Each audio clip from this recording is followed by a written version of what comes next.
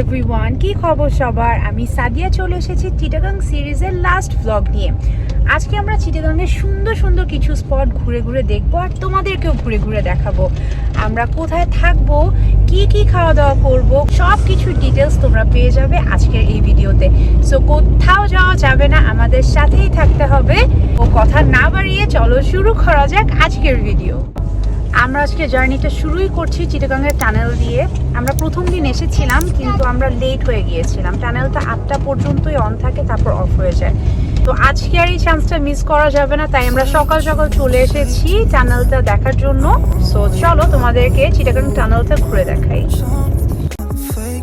Sorry for my mistake earlier, এটা আসলে Chittagong tunnel না, কর্ণফুলী টানেল হবে।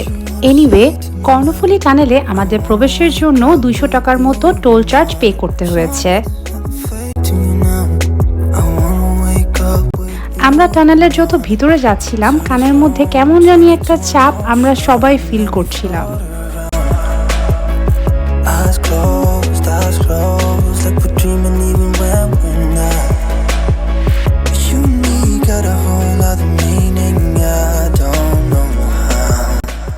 দেখতে দেখতেই আমাদের টানেলের জার্নিটা এখানেই শেষ হয়ে গেল আর আমরা এখন আবার রাস্তায় চলে এসেছি।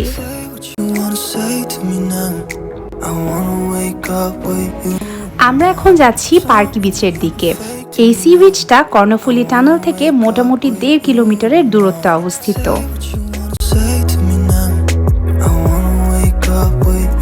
সুন্দর কিছু গ্রামীণ দৃশ্য উপভোগ করতে করতে আমরা ছুটে চলেছি আমাদের গন্তব্যের উদ্দেশ্যে।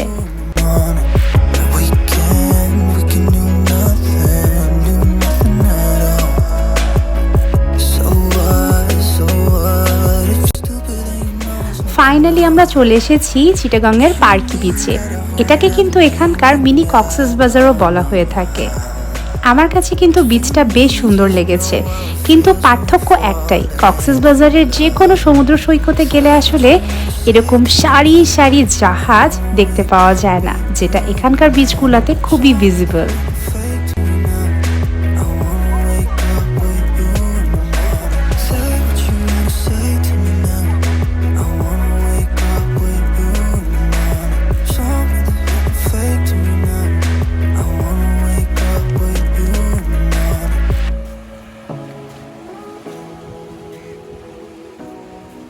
চিটাগাংয়ের সমুদ্র সৈকতগুলোতে প্রচুর জাহাজের মুভমেন্ট হয়ে থাকে। প্রবাবলি এই কারণেই এখানকার বিচের পানিগুলো আমার কাছে অতটা বেশি পরিষ্কার মনে হচ্ছিল না, তাই আমরা আর পা ভিজাইনি এখানে।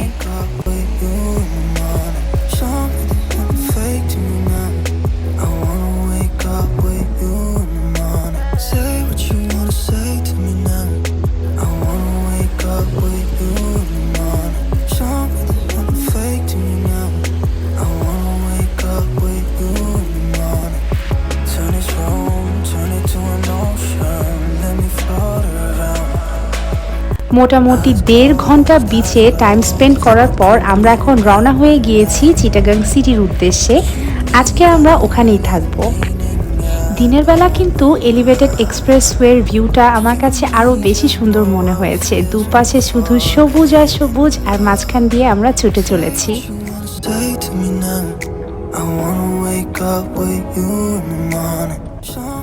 আমরা ফাইনালি চলে এসেছি আমাদের আজকের destination, which is hotel Saint Martin. এটা কিন্তু চিটাগাংয়ের ওয়ান অফ দ্য ওল্ডেস্ট হোটেলের মধ্যে একটা। আমরা আগে থেকে বুকিং করে আসিনি, আমরা জাস্ট ওদেরকে একটা ফোন করেছিলাম যে রুম অ্যাভেলেবেল আছে কিনা। এখন আমরা রিসেপশনে গিয়ে সমস্ত ফর্মালিটিস পূরণ করে ফেলবো।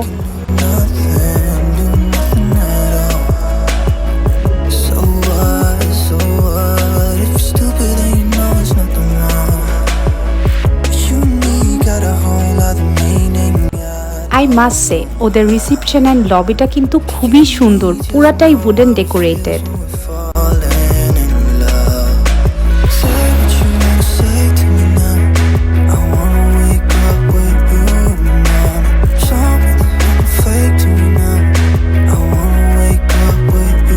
সমস্ত ফর্মালিটিস পূরণ করে আমরা চলে এসেছি লেভেল 3-তে। এই ফ্লোরেই আমাদের রুম।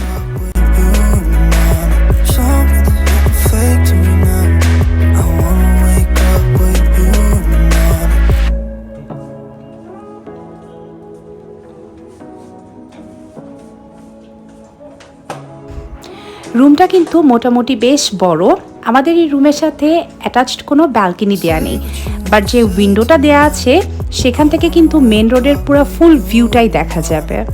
রুমে প্রয়োজনীয় সমস্ত অ্যামিনিটিস দেয়া আছে এবং এই রুমের সাথে কিন্তু একটা কমপ্লিমেন্টারি ব্রেকফাস্টও থাকবে। এবার আসা যাক কস্টিংয়ের ব্যাপারে। আমাদের এখানে এক রাতের জন্য কস্টিং পড়েছে 4,500 টাকার মতো। তোমরা যদি কেউ চিটাগাংয়ে এফোর্ডেবলের মধ্যে ভালো কোনো হোটেলে থাকতে চাও, then you guys can check out this place. দুপুরে আমরা প্রচণ্ড টায়ার্ড ছিলাম, এই কারণে তিনজনে একসাথে বড়সড় একটা ন্যাপ নিয়ে ফাইনালি বের হয়ে পড়েছি ডিনার করার উদ্দেশ্যে।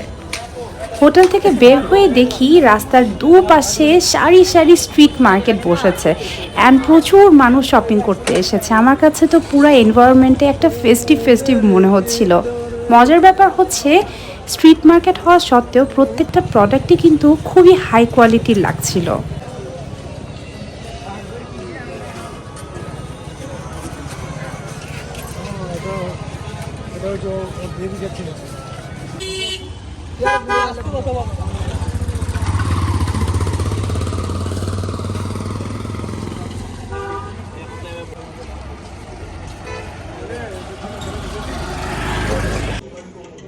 হাঁটতে হাঁটতে আমরা চলে এসেছি মেজজান ডাইনে।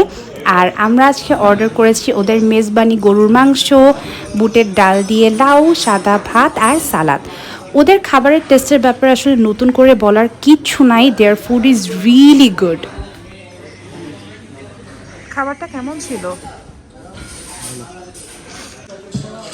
বাট আজকে শো স্টপার হচ্ছে ওদের এই পায়েসটা। এতটাই মজা যেটা আমি আসলে ভাষায় বলে বোঝাতে পারবো না।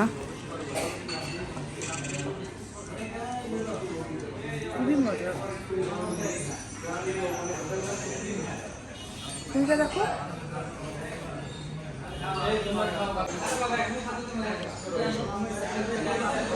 কেমন। খাওয়া দাওয়া শেষ, এখন আমরা হোটেলে ব্যাক করছি।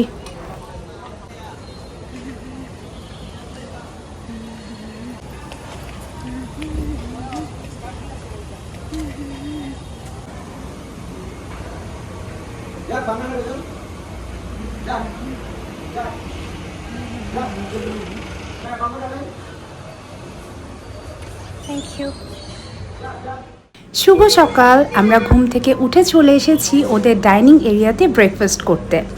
এবার চলো তোমাদেরকে দেখাই ওদের ব্রেকফাস্টে কি কি আছে। শুরুতেই দেখলাম পরোটা, খাসির মাংস দিয়ে বুটের ডাল, এদিকটাতে আছে mixed vegetable, chicken chow mein, chicken sausages. এখানে দেখা যাচ্ছে different types of bread, sandwich, French toast, 2 ধরনের ডিম দিয়েছে ওরা। এই সাইডটাতে ব্রেড, বাটার, জ্যাম এগুলো দেয়া আছে। এটা হচ্ছে ওদের টি কফি স্টেশন। এখানে different types of fruits, juice সব কিছু দেওয়া আছে। আমরা এখন আমাদের খাবারটা নিয়ে বসে পড়েছি অ্যান্ড টু বি অনেস্ট ওদের খাবারের টেস্ট কিন্তু আমাদের কাছে খুব ভালো লেগেছে। কফিটা শেষ করে আমরা আমাদের ফাইনাল কিছু প্যাকিং করে ঢাকার উদ্দেশ্যে রওনা হয়ে যাব।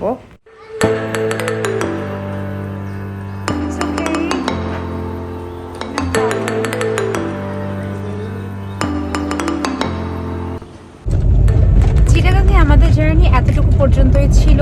আমার চিটাগাং সিরিজের ব্লগগুলো তোমাদের কেমন লেগেছে আমাকে কিন্তু জানাতে ভুলবে না।